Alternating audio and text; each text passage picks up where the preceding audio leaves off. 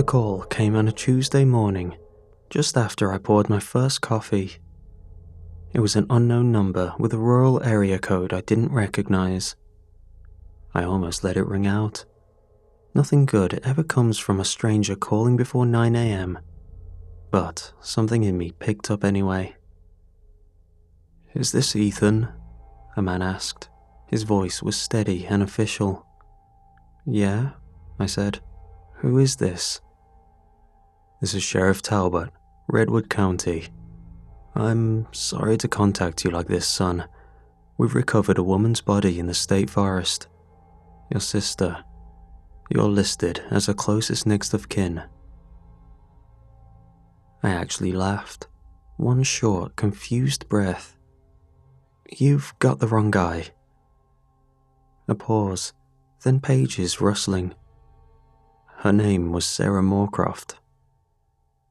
My last name. I sat down a little too quickly. My coffee sloshed over the rim. "Okay, well, that's definitely not me," I said.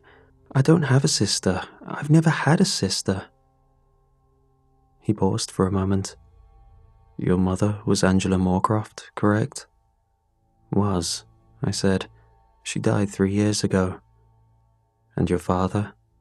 "Alive, but he lives in Nevada now. We don't talk much." Talbot cleared his throat. "Well, sir, I understand this is difficult, but our office already ran a preliminary DNA test. The state lab sent the results 30 minutes ago. The deceased woman is a full biological sibling match, 99.99%. The room tilted. For a second, I thought the sheriff might have misread something, mixed up files, contaminated samples, or maybe there was a glitch in whatever software they used. "Look," I began, trying to keep any panic from my voice. "I'm an only child, always have been. My dad would have mentioned something like this, like a dead daughter. My mom—" I cut myself off. She wasn't here to clarify anything. "I understand," Talbot said, "but the state doesn't normally get these things wrong. I'm afraid we'll need you to come down and formally identify the next of kin." My brain snagged on the phrase like it was written in another language. Formally identify the next of kin. How was I supposed to identify someone I didn't even know existed? "Identify her how?" I asked quietly. "In person," he said. "When you see her yourself, we'll know more." His words stuck with me long after the call ended. When you see her yourself, we'll know more. The implication wasn't subtle. Whoever she was, whoever I apparently shared blood with, they thought I would recognize her. I drove 6 hours to Redwood County. It was a nowhere town that didn't even bother with a welcome sign. It was surrounded by forests, littered with gas stations, and a stretch of road that looked like they'd been forgotten by time and funding. The sheriff met me outside the building. He was an older guy, with a drooping mustache and a wrinkled face that looked like it had been whittled out of pine bark. He nodded and led me through a side entrance into the coroner's suite. I'd expected it to be like what you see on TV, with high-tech equipment and bright white tiles. But instead, I was greeted with a concrete floor, linoleum walls, and the smell of preserved meat and bleach that assaulted my nose. "She's in drawer 6, the coroner said quietly. A woman, mid-50s maybe. Her badge read Dr. Elkins. I followed her to the wall of refrigerated units. She glanced at me like she was waiting for me to give her a reason not to do this. I didn't. She pulled open the drawer. The moment I saw the body, my stomach turned cold. She was about 30, maybe 35, skin pale, lips drawn back, dark hair brittle and sunken around her jaw. There was something about her face that wasn't quite... alien. If anything, it was worse than that. She looked like my mother. Close enough that I instinctively took a step back. Same nose, same curve of the cheekbones, same slightly off-center parting of her hair. But there was something wrong beneath the familiarity.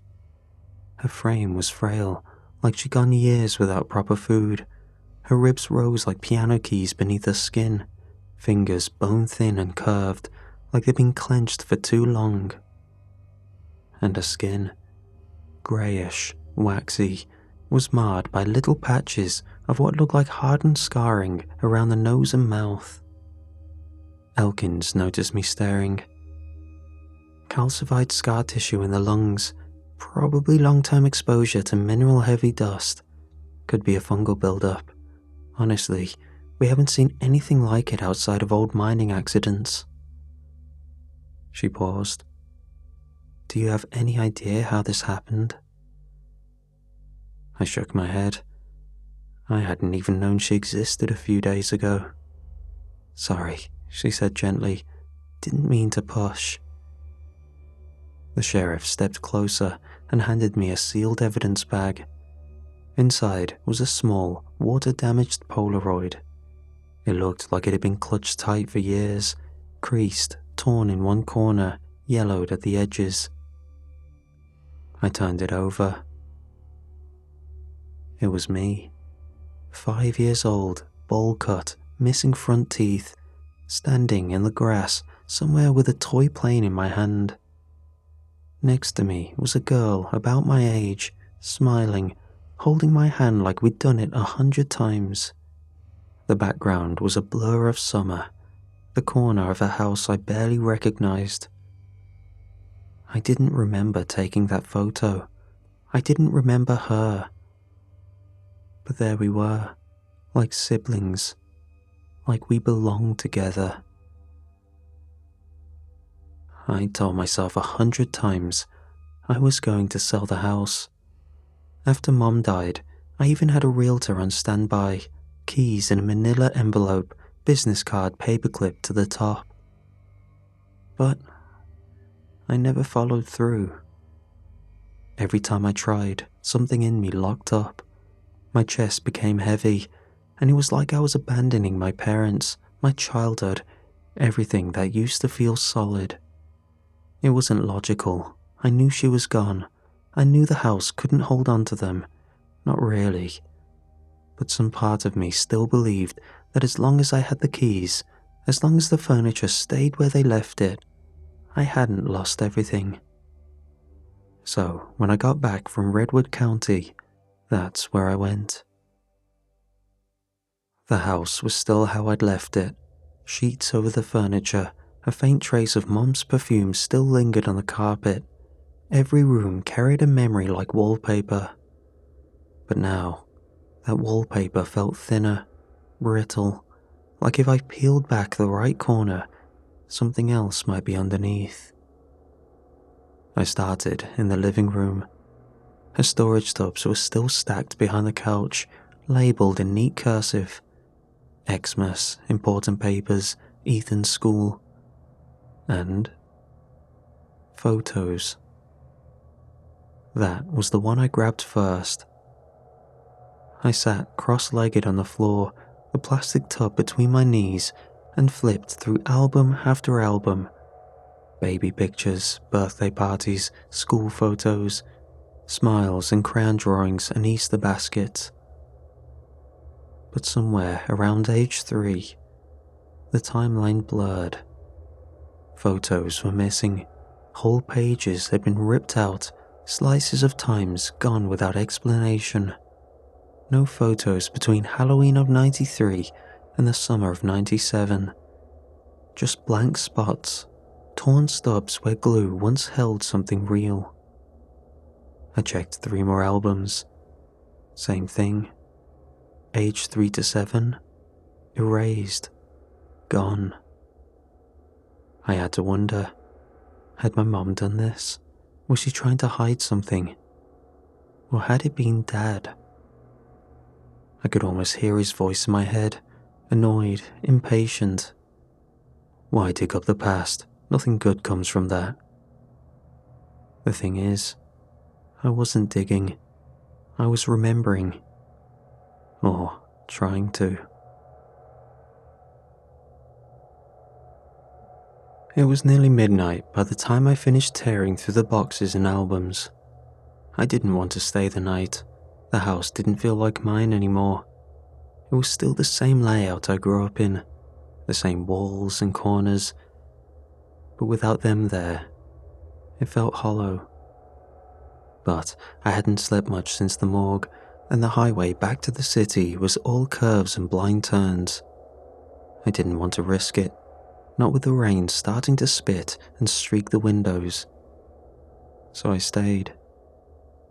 The air mattress I kept rolled in the trunk was still there, along with a sleeping bag and a half-dead flashlight. I inflated it in what used to be the den. Hardwood floor, high ceilings, and the dusty ghost of where the couch used to be. The smell in the house had turned damp, like wet cardboard and neglected drains. I had to wipe the floor down with a dish towel just to make room. The silence pressed in once I lay down. I left the hallway light on, just in case. I don't know when I fell asleep. I just remember waking to a voice. It whispered my name, faintly, softly, almost playful, coming from somewhere down the hall. I froze for a moment, holding my breath to listen out, but there was only silence. I sat up, reached for my phone to check the time. It was 3 a.m. That was when I saw them. There were bare, muddy footprints tracking across the wood floor from the kitchen, leading from the back door. They were small, too small to be mine, too wide apart to be a child crawling. They ended at the edge of my air mattress, right at the corner where my head had been moments earlier, and there were no prints going back. I stood, slowly, not breathing, heart smashing my ribs, and backed into the kitchen. I flicked on the overhead light. The back door was locked, deadbolt in place, no windows broken, no wind, no creaking.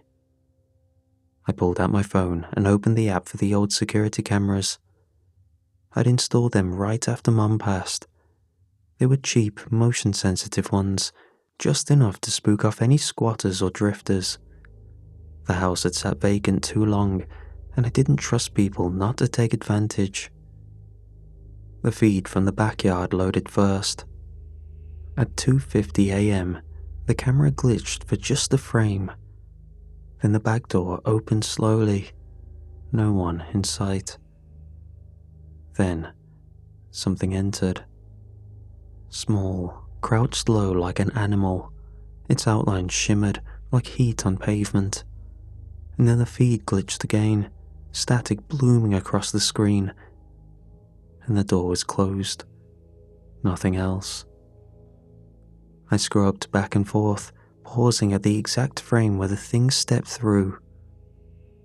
There was no shape to it, but there was a shadow, and the shadow reached out to touch the doorframe like it was routine.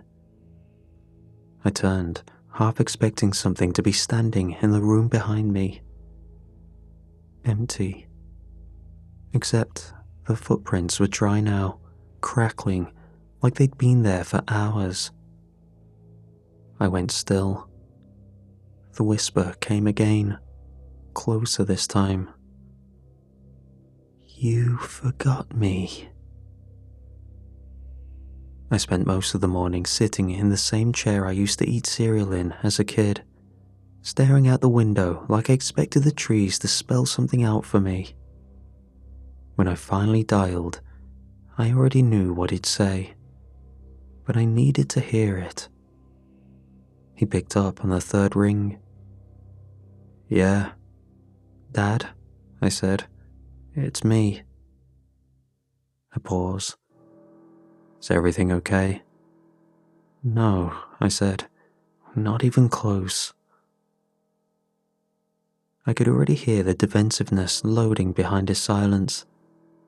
"I need to ask you something, and I need you to tell me the truth. No nonsense." He sighed, heavy through the receiver. "This about your mother's house again?" "No," I said. "It's about my sister." That word landed hard. I heard it hit him. Something shifted in the way he breathed, but his voice didn't break when he replied. "You don't have a sister." There was a body found in Redwood County, a woman.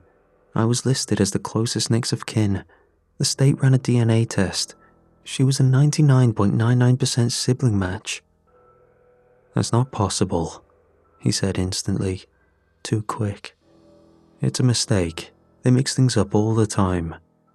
"You know they don't, and you're dodging." "I'm not dodging anything," he snapped. "There was no sister. There was no other kid. If this is some scam or some prank, I don't want anything to do with it." I forced myself to stay calm. "Then explain the photo," I said. "The one she was holding. It's me, 5 years old, with her. And all the photo albums in the house of the same years ripped out, like someone wanted to erase her." Silence. Longer this time. Then, "Geez, you sound like your mother," he muttered, "digging into things that don't matter. She was always like that, making stories out of shadows." He was unraveling. "Dad," I said, "just tell me the truth." "I am telling you," he said, louder now. "There was never a daughter, just you. That's it. You understand me?" I opened my mouth, but the line went dead. He hung up. I stared at the phone in shock. Part of me hoped he would call back, but he didn't. I opened my laptop and started digging. The county clerk's website was a mess, but with the right filters and an address I'd memorized decades ago, I found what I was looking for. It was a public record dated 27 years ago, filed under Angela Moorcroft. Report type, missing person, minor. Name, redacted, juvenile protection. Relation, daughter. Age, 5. Case status, closed, withdrawn by father, child safety accounted for. Signed, Richard Moorcroft. Time elapsed, 48 hours. She tried to report it. He made it disappear. Just like her. Around sunset, I heard a small, sharp tap from the back hallway. Then another. Then a third, closer, like someone drumming their fingernails along the wall while they walked. I froze and listened, but there was nothing. Then there was a whisper, so faint I wasn't sure if it was my imagination. "Hey." Soft, curious, as if testing the air. I grabbed my keys and went straight to the front door, twisted the knob, but it didn't budge. I threw my shoulder into it. Nothing, not even a rattle. Cold crept up my back. I tried the back door, then the windows. I even hauled a dining chair and smashed it against the largest pane. The chair just bounced. The glass didn't even tremble. On the final impact, the room exhaled, a low, vibrating groan from the walls that felt disappointed. That's when the house went quiet, a sealed space quiet, like someone had wrapped the place in cotton. And then came the second whisper, closer. "Don't leave yet." I backed into the living room, chest tight. The lights dimmed, and that's when everything started. More taps, faster, sharper, scratching racing along the walls in erratic loops, then pounding, pounding hard, like fists beating from the inside of the walls, trying to break out. The lights flickered with each strike. I stumbled backwards, and something cold wrapped around my ankle. I screamed and fell, kicking instinctively. Nothing there, but the imprint stayed, a perfect child-sized handprint, pale against my skin. I scrambled under the couch, panting, clutching my shirt. Then the ceiling above me began to weep. Water, thick drops falling hard enough to splatter against the floorboards. A metallic smell hit me instantly. I gagged. Through the dripping, I heard something else beneath the floor. Sobbing. A child's sobs, muffled but unmistakable, shaking the wooden planks beneath my feet.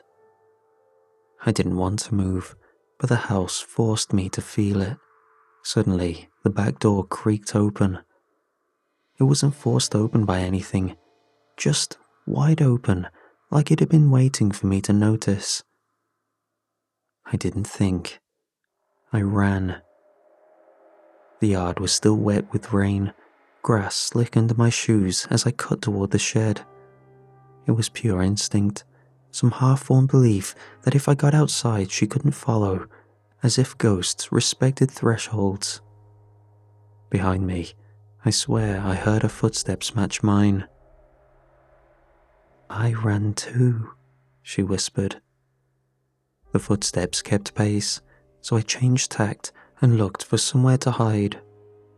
I remembered my old spot, the place I'd go to when I was overwhelmed as a kid. The shed. I threw open the shed door and slammed it shut behind me, latched it, even though the wood was soft from water damage, like that would stop anything. Inside, the air was thick with rust and dust. Everything smelled old and sour. I tried to catch my breath, but she kept speaking. "I hid too," she said. "I thought it would keep me safe." Something in me recoiled. I was running on pure instinct, but according to her, I was doing everything as planned, following a route she had as a child. Outside, the footsteps returned, slow, deliberate, circling the shed. If I was being predictable, then I needed to throw things off. As a kid, the tool closet was my go-to spot, big enough that you could sit in there for hours, and out of the way for anyone not looking too hard. It was the first place I'd run, so I made sure to dart past it. He was relentless. The game would stop if I asked, but this time, he was determined to catch me. The footsteps paused at the door. I scanned the shed. There were crates along the wall, old, reinforced toolboxes. I moved toward them, desperate for something, anything that might buy me seconds. If I was still a kid, I'd fit in with ease, but it took me a few attempts to squeeze in. I slipped the lid over and held my breath. I thought I was being smart when I avoided the tool closet. We always used that spot when we were desperate. In total black, my heart raced. It felt like there was nothing I could do to avoid this predetermined path, forced into following her steps before her demise. He walked in, called my name. I didn't answer. The footsteps softened. I couldn't hear where she was. Then, bang. A strike rang out across the wood. I felt like my heart would stop from the shock, thinking it was her way of saying, "I got you." But then another bang sounded on the crate, then another. I didn't know what was happening until she carried on her tale. He said, "That's better," she murmured, and started sealing me in. The reality of what she was doing kicked in when I felt the tip of a poorly placed nail dig into my side. I screamed and threw my shoulder against the lid. It didn't move. I kicked, pushed, The crate wouldn't budge, no give, like the walls were holding me down. Not that I could get much perch with how cramped the crate was. I begged, she whispered. I told him I'd be good. I told him I'd be quiet. He didn't listen. The crate shifted, tilted, then lifted. I was moving, jolted across the shed floor, the world tilting. He drove me far, she said. I don't know how long. I couldn't scream anymore. My voice was gone. Tears blurred everything. Scraping from inside the crate. Something that wasn't me. Something with too many fingers. I felt the little space I had in the crate fill, impossibly, with something that felt like skin, ice cold against my face. And the voice that I'd only been hearing muffled from outside the crate spoke clearly from inside, so that I could feel the cold breath on my nose.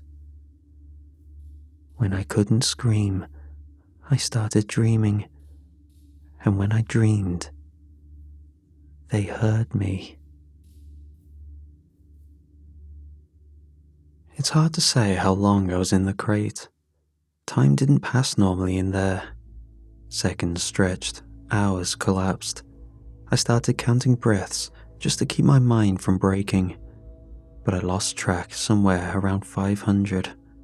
The air went stale, my knees ached from being folded too long, sweat soaked through my shirt, and every few minutes something inside the wood would twitch or creak. Not like old wood settling, but like it was breathing with me. Please stop, I begged. The voice that came back wasn't sympathetic. That's what I said too, before I was buried. Her voice croaked, speaking low an inch from my ear. The weight above me got heavier. I could hear the shifting of packed soil, the sound of roots pushing in through cracks. I started to cry, quietly, bitterly. And somewhere in the grief, the truth settled in. My sister was buried alive by her father, and no one had come for her. I had lived a normal life, birthday parties, road trips, and a decent college. She had died in a box, forgotten by everyone. And now, I was in her place. And the worst part, I couldn't even say she was wrong to put me here. That's what gutted me the most. You didn't deserve this, I whispered. None of it. The crate creaked. You were just a kid. I should have known. I should have remembered. I paused, tried to swallow the lump in my throat. My chest was shaking. But it wasn't me who did this to you. It was him. Silence, but I could feel her listening. It should have been him inside this box, not you, not me. The darkness held its breath. You want someone to suffer for what happened? Fine, so do I pleaded. I waited. A long silence passed. He's still alive? The voice came from just above my head, clear. I hesitated. Yes. Another silence. And then the weight started to lift. The pressure above me eased. Her presence dissipated from the crate. I could feel the top of the crate, which was bowing inward from the pressure easing. Then, I'll make you a promise, she said. I'll let you live if you give me him. I paused. Even with everything I'd been through, some small part of me still clung to the idea that I was betraying my father. But then I remembered the missing child report, the photo albums, the sound of nails being driven in. and the silence that followed. "He's in Nevada," I said. "Desert Ridge, using the name Edward Fox. I'll even give you the address." The crate split open. Just opened. Cool night air hit my face like a slap. I gasped, crawling out into the damp grass under a sky I hadn't seen in what felt like days. No one was around, but I knew she'd heard me. When I pulled myself out, I expected to see the backyard. I didn't. I was in the woods, deep enough that the trees blocked most of the sky. Wet leaves clung to my shirt. My knees buckled as I stood, legs stiff and shaking from being curled up so long. For a minute, I just stood there, breathing. I was alive. I turned slowly, taking in my surroundings. That's when I saw the yellow police tape, fresh, still tied to the trunks. It sagged between two trees like a cautionary whisper. There was a shallow pit nearby, half filled with disturbed earth. This was it, where they found her. She hadn't taken me to some memory or symbolic grave. She'd brought me to the exact place her body had been unearthed. And somehow, she'd made the journey feel like a memory instead of miles. She'd retraced the path. It took me hours to hike back to the road, longer still to find someone willing to give me a ride into town. Every step I took, I thought about him. My father. Part of me hoped she was already there, that it was done, that the next time I checked the news, I'd see a report about a man found dead in his trailer in Nevada, cause unknown. But part of me didn't, because he was still my father, and even if he deserved it, I needed to understand. Why her? Why bury her?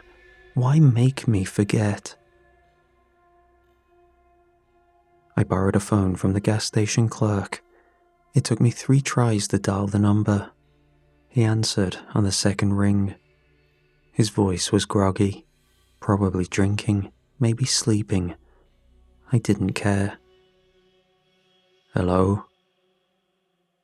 I said nothing at first, not knowing what to say.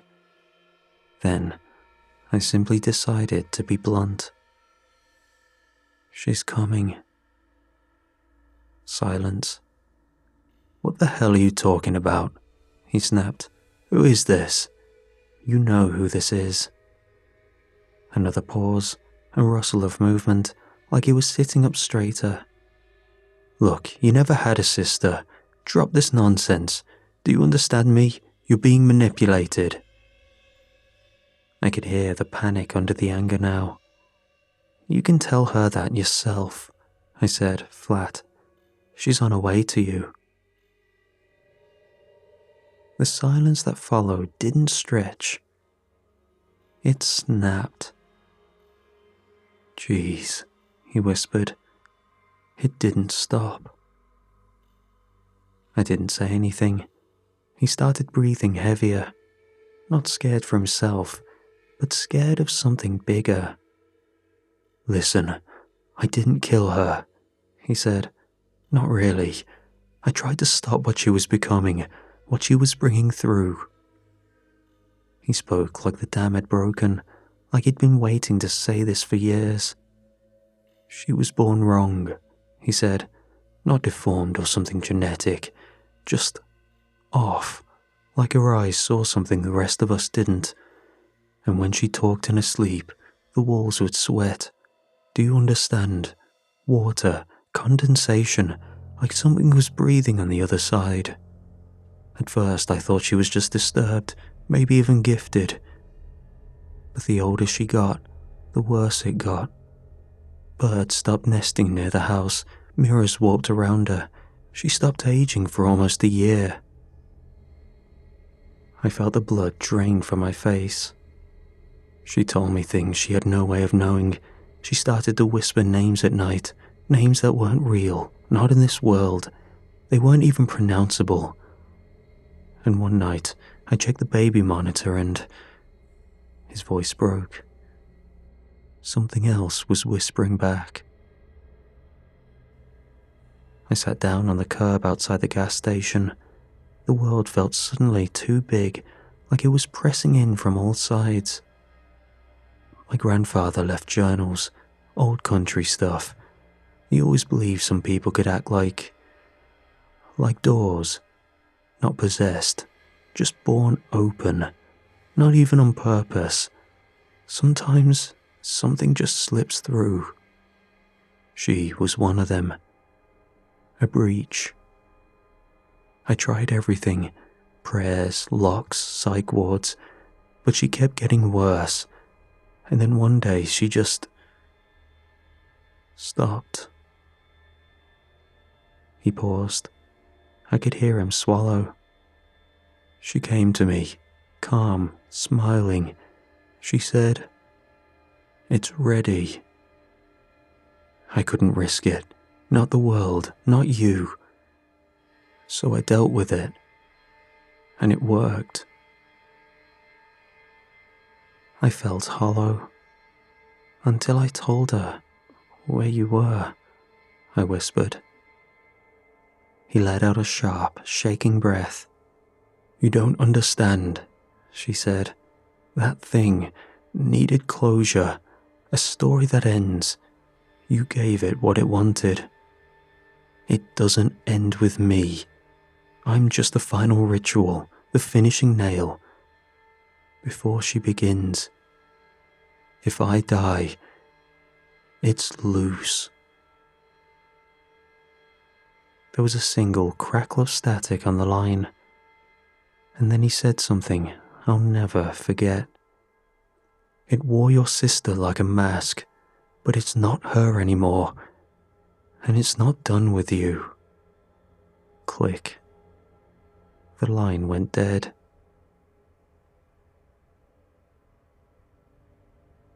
The trip home felt like a punishment. I walked for miles before I found a bus stop, then another hour before anything came. Transfers, delays, cold benches, paper coffee cups with film skimming the top.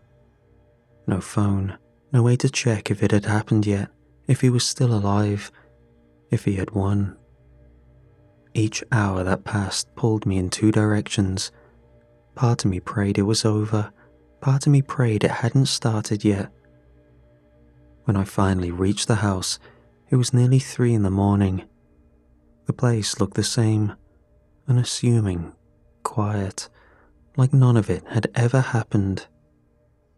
I opened the door with shaking hands, stepped inside, and quickly closed it behind me, like I was afraid of what might follow. The silence hit me first. Weighted silence, like the kind in old churches and deep caves. I found my charger, plugged in my phone. The screen took longer than usual to wake. The battery icon pulsed red like a dying heart. I waited. When it powered on, I opened the call log. No new calls, no texts, no missed voicemails. Just blank space, and time stretching too long. I sat down on the couch, phone balancing in my palm like I might summon an answer. I stared at the screen, waiting for it to light up, waiting for a message that said, "I'm okay. I stopped it. Everything will be okay." But all I got was static pings, old notifications, junk from apps I never used, a weather warning from a county I wasn't in anymore. And in the stillness, I noticed something else. The air was damp. I touched the wall beside me. Wet. Not the usual humidity. Dripping. The same slow weep I remembered from the nursery, from the crate, from her. And in that awful, heart-sick moment, I realized I wasn't watching my phone for news anymore. I was watching it for the reflection, because the glass on the screen was the only place I could see the window behind me without looking directly. And something had started to whisper again. Soft, high, sweet almost, a lullaby in reverse, like something humming a song that hadn't been written yet. I turned the phone just slightly, angling the reflection toward the far wall. And there she was, just outside the window, smiling. Her face didn't move like a human's. Her skin looked brittle, like porcelain stretched too thin. Her mouth was smiling, but her eyes weren't. They were watching me. Not in a malicious way, not fully, just patient, like she'd been waiting her whole life for this moment. My brain clung to a hope because I made a deal, gave her what she wanted, thought I'd be free. But I also remembered what Dad said. When I die, it's loose. It's not her anymore, and it's not done with you. And now, it's my turn.